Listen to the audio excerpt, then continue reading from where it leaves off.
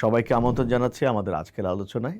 আমাদের আজকের আলোচনার বিষয়বস্তু যে একজন রিভিউয়ার যখন আমাদের আর্টিকেলটা পর্যালোচনা করেন, তখন তিনি কী বিষয়কে গুরুত্ব দেন এবং কী বিষয়ের উপর তিনি গুরুত্ব দিয়ে আমাদের যে রিসার্চের রিভিউ আর্টিকেল থাকে সেটা পাবলিকেশনের জন্য পরবর্তীতে ফরওয়ার্ড করেন।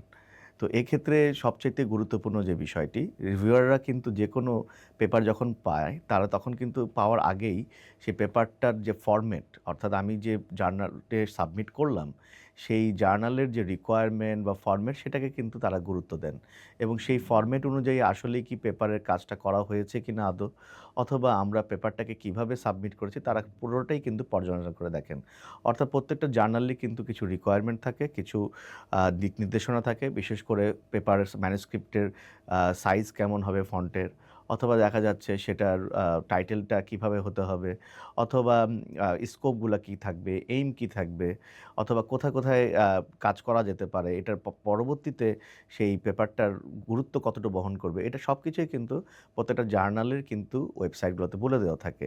তো এক্ষেত্রে এডিটোরিয়াল টিম থেকে যখনই একজন রিভিউয়ার যখন পেপারটা পান, সে কিন্তু তখনই শুরুতেই কিন্তু দেখেন যে আসলে টাইটেলটা আমার সাবমিট করা হচ্ছে পেপার জার্নালটাতে তাদের সাথে সামঞ্জস্যপূর্ণ কিনা। কারণ যদি আমার সামঞ্জস্যতা না থাকে তাহলে কিন্তু শুরুতেই তারা কিন্তু সেটাকে রিজেক্ট করে দেন। কারণ যেকোনো টাইটেল অবশ্যই সেটা যদি সায়েন্টিফিক হয় বা মেডিকেল জার্নাল হয় অথবা ফার্মাসিউটিক্যাল বেস হয়, তাহলে সেক্ষেত্রে সেটা কিন্তু অবশ্যই ফার্মাকোলজিক্যাল যে পার্সপেক্টিভ অথবা আমাদের সোশ্যাল জার্নাল টপিকে যদি হয় সোশ্যাল সায়েন্সের উপর, তাহলে সেই সোশ্যাল ভ্যালুসগুলোকে সেটা অবশ্যই ইভ্যালুয়েট করছে কিনা সেই জিনিসগুলোকে কিন্তু গুরুত্ব দিয়ে তারা পর্যালোচনা করে থাকেন। তো এক্ষেত্রে এডিটোরিয়াল টিম থেকে আরও একটি বিষয় যেটা হচ্ছে যেটা লক্ষ্য করা হয় টাইটেলের পরপরই, সেটা হচ্ছে যে আমাদের যে ইন্ট্রোডাকশনগুলা বা আমাদের যে অ্যাবস্ট্রাক্টগুলা, সেই অ্যাবস্ট্রাক্টের মধ্যে আমাদের কিওয়ার্ডসগুলো কি ঠিক আছে কিনা সেগুলোকেও তারা পর্যালোচনা করে। অর্থাৎ আমি যে টাইটেলটা বলছি সেটার সাথে কিওয়ার্ডসগুলো রিলেভেন্ট কিনা বা প্রাসঙ্গিক কিনা সেটা কিন্তু তারা সবসময় পর্যালোচনা করে থাকেন। এবং এক্ষেত্রে রিভিউ আর্টিকেল যখন আমরা অবশ্যই সাবমিট করি, কী পরিমাণ পেপার সাইটেশন করা হচ্ছে অথবা কী পরিমাণ পেপার রিড করা হয়েছে সেটাও কিন্তু তারা দেখে থাকেন। অর্থাৎ এক্ষেত্রে বলা হয়ে থাকে না যে ৫০টা বা ১০০টা পেপার পড়তে হবে। কিন্তু যত নম্বর বেশি করা যায় তত কোয়ালিটি পেপারটার সংখ্যাটা বেড়ে যায়। কারণ এক্ষেত্রে আমি যদি বলি যে অনেকগুলা পেপার যখন আমি পড়ি তখন কিন্তু আমি পেপারটার মাধ্যমে আমার যে টার্গেট যেটা আমার টাইটেল যেটা নিয়ে আমি কাজ করছি, যে প্রজেক্ট নিয়ে কাজ করছি সেটা সম্বন্ধে কিন্তু একটা সম্যক ধারণা কিন্তু আমার মধ্যে চলে আসে এবং আমি কিন্তু বিষয়বস্তুগুলোকে আরও সুন্দরভাবে তুলে ধরতে পারি এবং বিভিন্ন পেপার থেকে যত আমি পেপার পড়ি সেই পেপারের থেকে অনেক রিসার্চ গ্যাপগুলো কিন্তু আমরা বের করতে পারি এবং সেই রিসার্চ গ্যাপগুলোকে বের করে পরবর্তীতে সুন্দরভাবে সাজিয়ে আমাদের যে রিভিউ আর্টিকেল সেটাকে কিন্তু জার্নাল পাবলিকেশন উপযোগী করে তুলতে পারি। তো এক্ষেত্রে এডিটররা সবসময় এই জন্য লক্ষ্য করেন যে আসলে কী পরিমাণ পেপার সাইটেশন করা হচ্ছে এবং সেটাও দেখা যায় একটা প্রত্যেকটা জার্নালের একটা নির্দিষ্ট কিন্তু গাইডলাইন থাকে। সেই গাইডলাইন অনুযায়ী আসলে কি ওই রেফারেন্সিংগুলো ঠিকমতো করা হচ্ছে কিনা বা সাইটেশনগুলো ঠিকমতো করা হচ্ছে কিনা বা কত সংখ্যক করা হচ্ছে সেগুলোও কিন্তু এডিটোরিয়াল টিম থেকে যিনি রিভিউয়ার থাকেন তিনি কিন্তু প্রত্যেকটাই চেক করেন। এবং এর পরবর্তীতে যেটা সবচেয়ে গুরুত্বপূর্ণ হচ্ছে যে ভাষার প্রাঞ্জলতা অথবা ভাষাটা ঠিকমতো আমি প্রয়োগ করছি কিনা অথবা আমার ভাষাটার প্রয়োগ যদি ঠিক না হয় তাহলে কিন্তু তারা সেটা কারেকশনের জন্যও কিন্তু একটা এডিটোরিয়াল টিমের যিনি মেইন চিফ থাকে তার মাধ্যমে কিন্তু একটা ইমেল ফরওয়ার্ড করা হয়। তো এই ক্ষেত্রে দেখা যাচ্ছে আ ভাষার বিষয়টাতে কিন্তু রিভিউয়ারদেরকে খুবই সতর্ক থাকতে হয়। কারণ যদি আমি ঠিকমতো ভাষার প্রয়োগটা না করতে পারি, তাহলে কিন্তু আমার পেপারটাও কিন্তু যেকোনো সময় আবার রিজেক্ট হতে পারে। এছাড়া সবচেয়ে যে জিনিসটা আরেকটি বিষয় আমরা সবসময় ভুলে যাই যে আমাদের রিসার্চের যে ব্যাকগ্রাউন্ডটা এটার সাথে অবশ্যই জার্নালটা যেখানে আমি সাবমিট করব সেখানের যে আ স্কোপটা সেটার সাথে যে কিন্তু মিলে যেতে হবে। অর্থাৎ আমি যদি ফার্মাসিউটিক্যালে কাজ করি কিন্তু আমি এখন একটা ফিজিওলজির জার্নালে দিচ্ছি অথবা দেখা গেল আমি বায়োটেকনোলজির জার্নালে দিচ্ছি তাহলে কিন্তু হবে না। ফার্মাসিউটিক্যাল আমি যদি সায়েন্সের কাজ করি, যদি আমি ফার্মাসিউটিক্যাল টেকনোলজি নিয়ে কাজ করি তাহলে সেই ফার্মাসিউটিক্যাল সায়েন্স জার্নালে পাবলিকেশন করার জন্য আমার কিন্তু কাজ করতে হবে। এখন সেখানে যদি মেডিকেল সায়েন্সের হয়ে থাকে সে রিলেভেন্ট জিনিসগুলোকে আমাকে কিন্তু আমার টাইটেল এবং টপিক কিওয়ার্ডসের মাধ্যমে কিন্তু তুলে ধরতে হবে। তো সাধারণত কিন্তু যখন একজন রিভিউয়ার উনি একটা পেপার রিসার্চ পেপার বিশেষ করে রিভিউ পেপার যখন চেক করেন তখন কিন্তু তিনি দেখে থাকেন যে আসলে আমার এই টপিকগুলো কতটুকু প্রাসঙ্গিক প্রাসঙ্গিক এবং এই প্রাসঙ্গিকতার উপর ভিত্তি করেই কিন্তু পরবর্তীতে একটি পেপারকে কিন্তু মডিফাই করা হয়। আর এছাড়াও দেখা যাচ্ছে আমাদের পেপারটা যেটা আমরা সাবমিট করতে চাচ্ছি সেটা কোনো ধরনের বায়াসনেসের মধ্যে আছে কিনা, কারণ বায়াস ফ্রি জার্নাল পাবলিকেশনের জন্য এটা মূল শর্ত।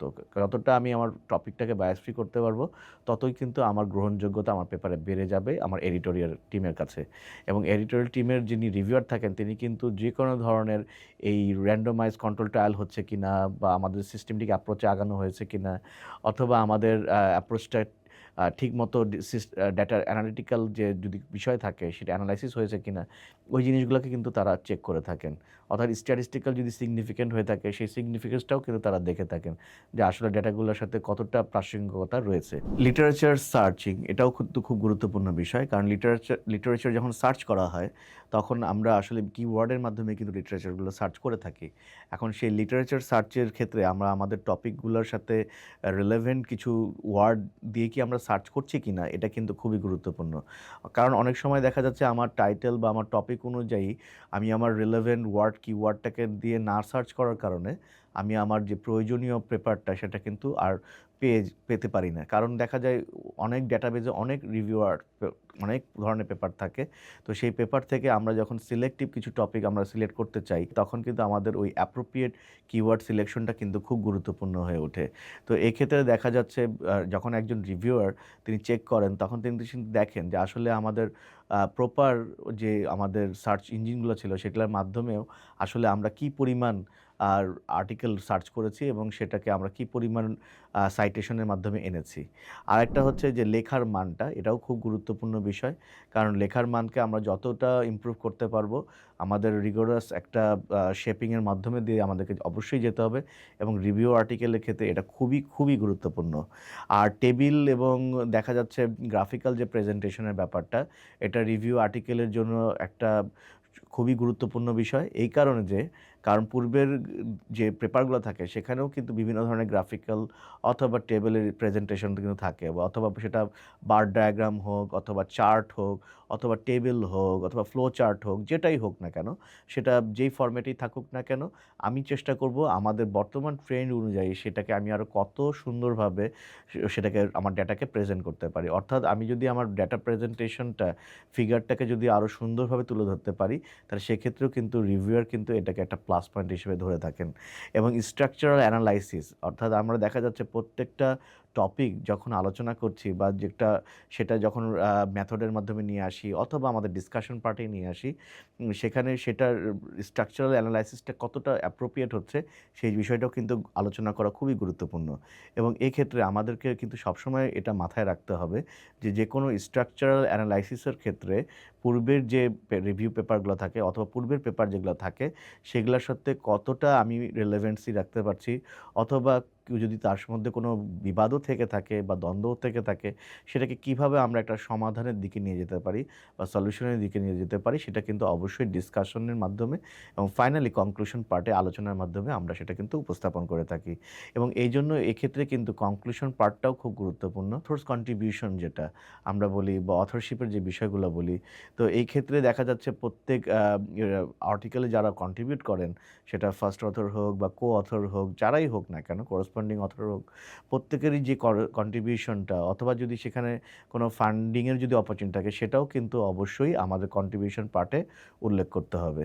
তো আমি এই জন্য সবাইকে বলবো যে কনক্লুশন পার্ট এবং ফাইনালি যে কন্ট্রিবিউশন পার্ট সেটাতে যেন খুব গুরুত্ব সবাই প্রদান করে। তো আজকের মতো এখানেই শেষ করছি। ধন্যবাদ সবাইকে।